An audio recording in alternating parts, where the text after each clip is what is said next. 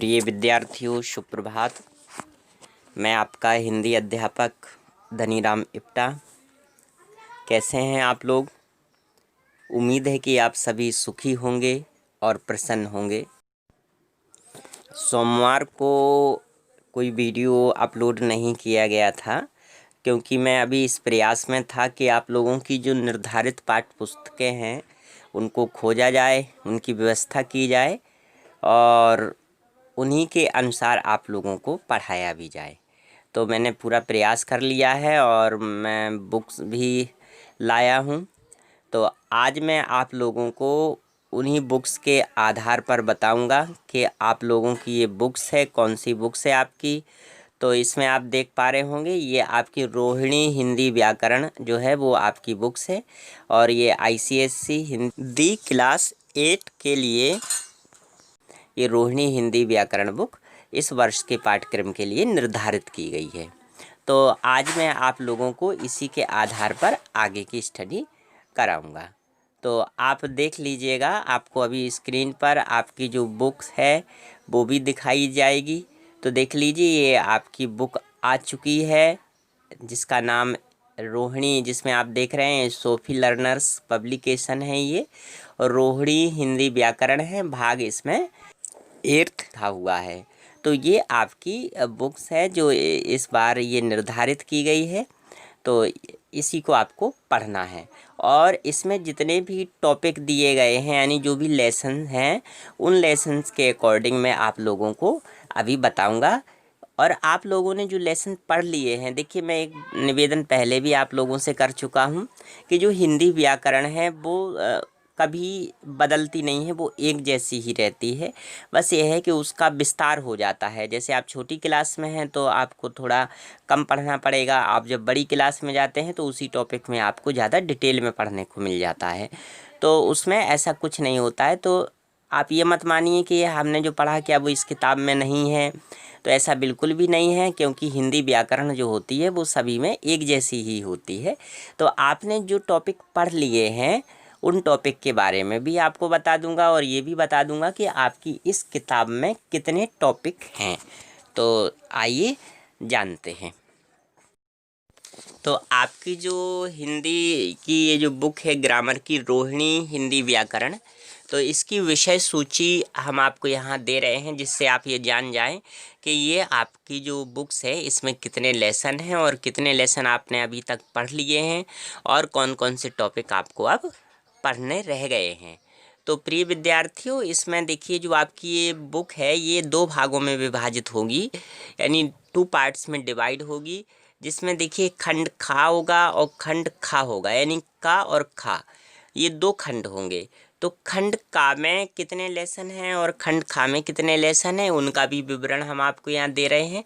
तो देखिए जैसे इसमें दिए गए हैं कि पहला जो टॉपिक है इसका भाषा, लिपि, बोली और व्याकरण, वर्ण विचार, शब्द विचार, शब्द भंडार, वाक्य, अशुद्ध वाक्यों को शुद्ध करना, संज्ञा, लिंग, वचन, कारक, सर्वनाम, विशेषण, क्रिया, काल, वाच्य, अभिकारी शब्द, उपसर्ग और प्रत्यय, संधि, समास, विराम चिन्ह, मुहावरे और लोकोक्तियाँ, अलंकार।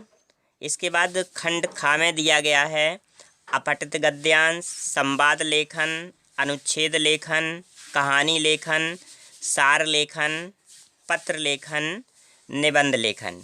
इसके बाद इसमें कुछ एक्सरसाइज दी गई हैं, रचनात्मक गतिविधि 1, 2, 3, 4, और इसमें आपको 2 मॉडल पेपर भी दिए गए हैं प्रैक्टिस के लिए, आदर्श प्रश्न पत्र 1 और 2। आप लोगों ने अभी तक जो टॉपिक पढ़े हैं उनको देख लीजिएगा। देखिए आपने इसमें वाक्य पढ़ा है, संज्ञा पढ़ा है, लिंग पढ़ा है, वचन पढ़ा है, कारक पढ़ा है, सर्वनाम पढ़ा है, और आपका ये काल आपने पढ़ा है, और इसके बाद आपने उपसर्ग प्रत्यय भी पढ़ा है, संधि पढ़ा है, विराम चिन्ह और ये पत्र लेखन। इतने टॉपिक आप लोगों ने पढ़ लिए हैं। तो प्रिय विद्यार्थियों, आप देख पा रहे होंगे अध्याय 1 भाषा, लिपि, बोली और व्याकरण। तो सबसे पहले हम बात कर लेते हैं भाषा की। देखिए इसमें आपको समझाने के तौर पर डिटेल में दे दिया गया है, लेकिन आप ये समझ लीजिएगा, केवल शॉर्ट में आपको समझ लेना है।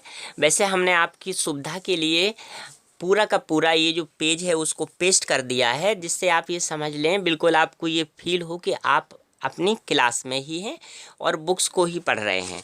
भाई कुछ जो हमारे स्टूडेंट्स हैं उन्होंने बुक्स ख़रीद भी ली होंगी, कुछ ऐसे भी स्टूडेंट्स हैं जिनके पास बुक नहीं हुए। तो जिनके पास बुक्स नहीं हैं या जिन्होंने ख़रीद ली है, उन दोनों के लिए ये यूजफुल होगा। तो आप देख लीजिए, बिल्कुल सेम टू सेम आपको ऐसा ही पेज मिलने वाला है और ऐसे ही आपको पेज मिलेगा, और जिनके पास है वो देख भी सकते हैं। तो इसको समझते लेकिन सरल भाषा में, ये तो किताबी भाषा है जो लिखा हुआ है, ये आपकी किताब का पेज है, लेकिन इसको भी हम लोग सरल भाषा में ज़रूर समझेंगे। लेकिन इसको हम थोड़ा समझ लेते हैं, इसकी जो अपनी लैंग्वेज है इसको भी समझते हैं, और हम आपको एक सरल भाषा में भी इसको समझाने का प्रयास करेंगे। तो देखिए भाषा क्या है, इसमें दे रखे हैं कि जो भाषा शब्द है ये भाष धातु से बना है, जिसका अर्थ होता है बोलना, यानी भाष का मतलब होता है बोलना। अतः हम जो मनुष्य हैं बोलकर अथवा लिखकर अपने मन के भावों को व्यक्त करते हैं और सुनकर दूसरे भावों को समझते हैं।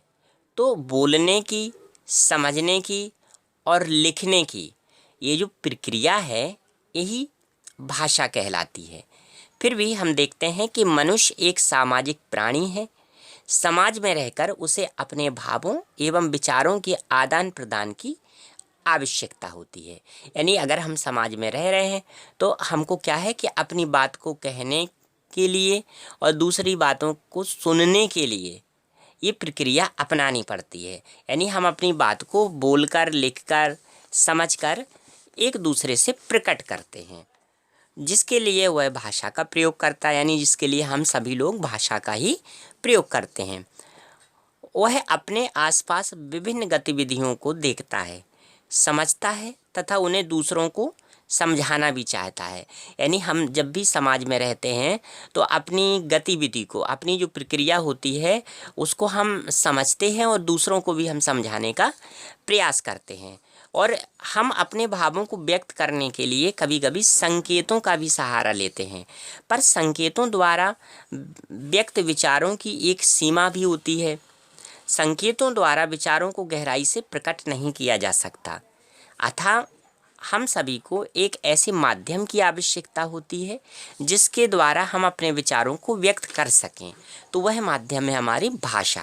यानी भाषा ही एक ऐसा माध्यम है जिसके द्वारा हम अपनी बातों को दूसरों तक भेज सकते हैं और दूसरों के विचारों को हम समझ सकते हैं। तो केवल मनुष्य नहीं बल्कि पशु पक्षी भी अपने विचारों को अलग अलग प्रकार की ध्वनियाँ निकालकर प्रकट करते हैं।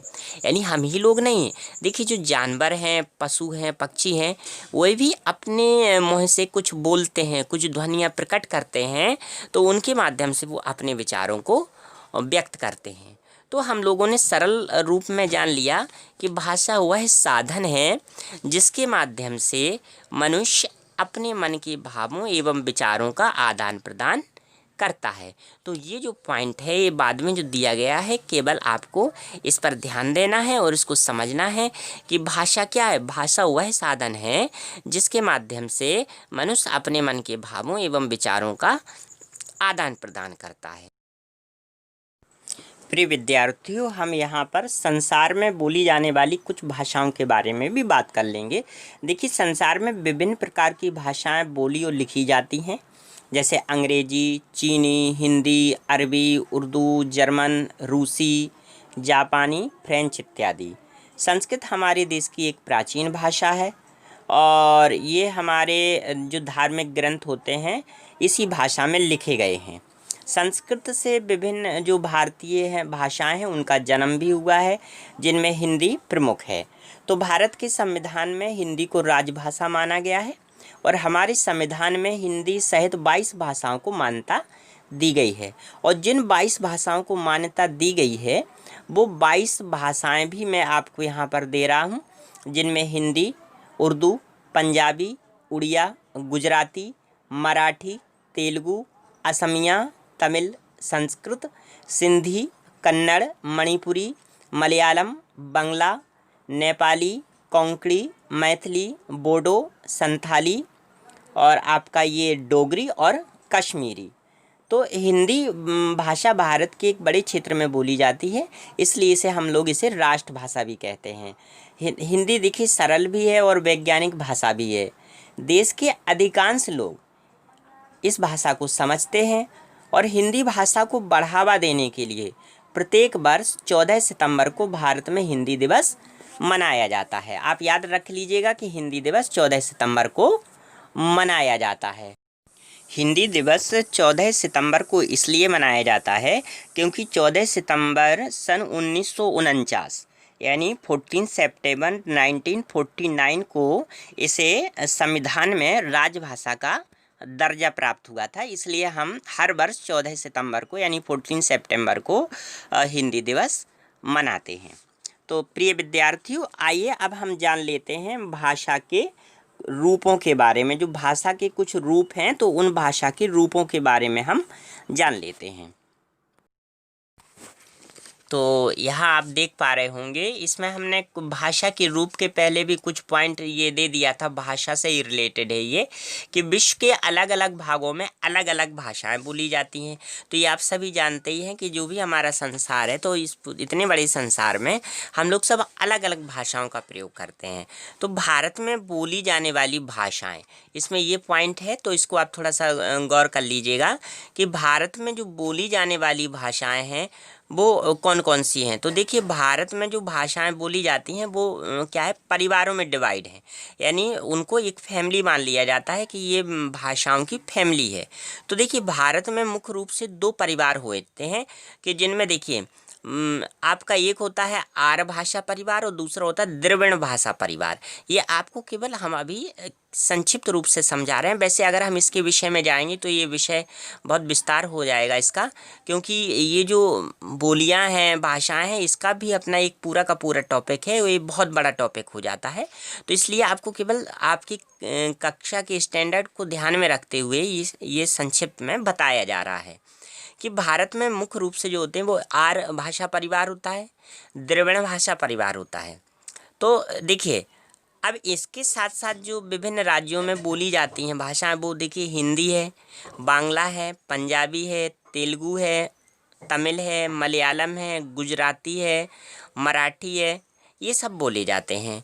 और विश्व के जो अन्य देश हैं उनमें वो जो बोली जाने वाली भाषाएं हैं, जैसे फ्रेंच है, स्पेनिश है, अंग्रेजी है, स्वाहिली है, सिंहली है, जर्मनी है, चीनी है, तो ये हो जाते हैं तमाम।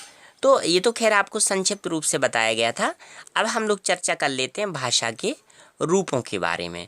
तो देखिए, भाषा के जो रूप होते हैं वो मुख्य रूप से दो माने जाते हैं। एक होता है मौखिक भाषा और एक होता है लिखित भाषा। तो जो यहाँ मौखिक भाषा है, मौखिक भाषा क्या है?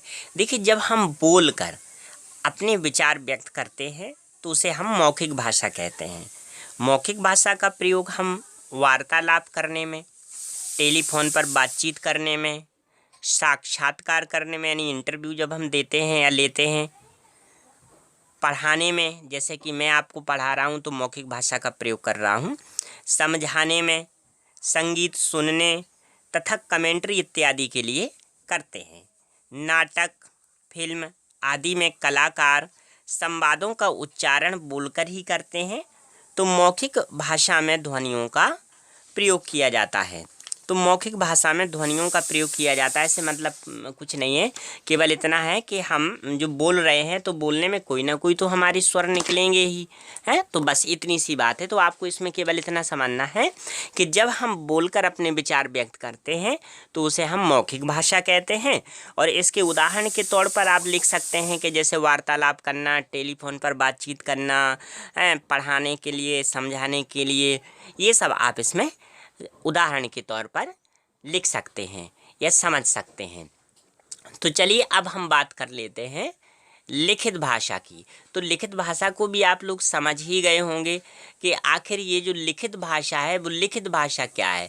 तो देखिए, जब हम बोलकर, आपने देखा था कि जब हम बोलकर अपने विचार करते हैं तो वो मौखिक भाषा, और जब हम लिखकर अपने विचार व्यक्त करते हैं यानी जब हम लिख कर अपने विचार व्यक्त करते हैं तो इसको हम लिखित भाषा कहते हैं। और लिखित भाषा में वर्णों का प्रयोग किया जाता है, तो मौखिक भाषा में ध्वनियों का प्रयोग किया जाता है, यानी हम लोग बोल रहे होते हैं तो वो ध्वनियाँ हो जाती हैं। और लिखित भाषा में हम लोग वर्णों का प्रयोग कर लेते हैं, क्योंकि भाई लिखेंगे तो लिखने में हमको वर्ण तो चाहिए होंगे ना, बिना वर्णों के तो हम लिख नहीं पाएंगे। तो लिखित भाषा का विकास मौखिक भाषा के बाद हुआ। पत्र पत्रिकाओं तथा पुस्तकों में भाषा का लिखित रूप प्रयोग होता है। इसका प्रयोग पत्र व्यवहार करने, कहानी और कविता लिखने के लिए किया जाता है। महान तथा ज्ञानी लोगों के विचार लिखित पुस्तकों के रूप में सुरक्षित हैं। हमारे प्राचीन ग्रंथ, वेद, उपनिषद आदि भाषा के लिखित रूप के जीवंत उदाहरण हैं। तो प्रिय विद्यार्थियों, आपने जान लिया ना कि लिखित भाषा क्या होती है, आपने इसके बारे में भी जान लिया। और मौखिक भाषा क्या होती है आपने ये भी जान लिया। और आज का आपका जो टॉपिक है वो टॉपिक का नाम ही यही है। देखिए, मैंने आपको बता दिया कि भाषा, लिपि, बोली और व्याकरण। तो प्रिय विद्यार्थियों, आज के लिए बस इतना ही। और जब कल मैं आपके लिए वीडियो लेकर आऊँगा तो उस वीडियो में मैं आप लोगों को लिपि, बोली और व्याकरण के बारे में विस्तार से बताऊंगा। और आज के लिए बस इतना ही। तो खैर, वीडियो बहुत टाइम हो गया है, लेट हो गया है आज, तो इसके लिए मुझे खेद है। और कल से हम लोगों का पूरा जो भी टाइम टेबल है, जिसके अकॉर्डिंग हम आपको वीडियो दे रहे थे, उसी टाइम के अकॉर्डिंग वीडियो दे देंगे। तो आज के लिए बस इतना ही। कल फिर मिलेंगे आपको एक नए वीडियो के साथ। तब तक के लिए नमस्कार।